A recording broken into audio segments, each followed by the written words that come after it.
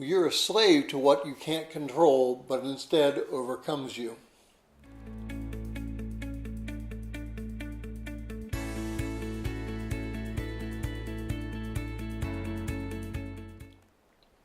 Well, if you're joining us in reading through the 60-day reading plan, today's reading is 2 Peter chapter 2, verses 12 through 22, and I encourage you to read that passage.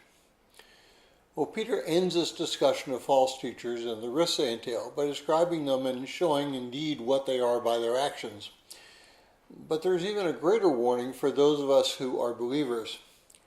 At the end of verse 19 he writes, "By what a man is overcome, by this he is enslaved," and that's in the NASB. In the first four verses of chapter 1, Peter writes how we can participate in God's divine nature. And his statements assume that through our participation we become obsessed with developing a closer relationship with God. It's as simple as this.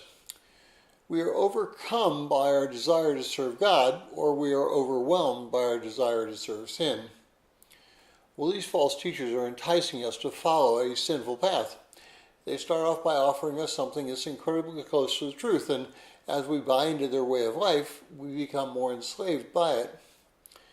I was reading about a Houston policeman who became so addicted to drugs in his life that he completely changed from focusing on law enforcement to focusing on his drug addiction. It all began with a lie in his life that he can control alcohol. He was drinking so much that he'd wake up with a hangover. After going to the dentist and being prescribed Vicodin, he discovered that that would take away the headache. Well, it didn't take long for him to become addicted to that feeling, and eventually he was spending $250 a day just to feel good. He was sucked into the lie that feeling good is the ultimate goal of mankind. It first started out with alcohol and ended up with manufactured drugs. We also are sucked into falsehood.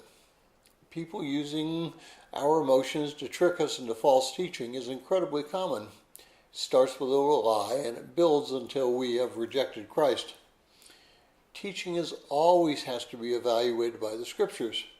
If the teaching is new and innovative, chances are it's false.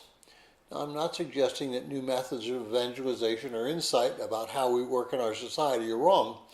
I am suggesting that as we begin to define a new Christ or a redefined theology which has never been held from the beginning, we are treading on very unstable grounds and should be aware of the consequences.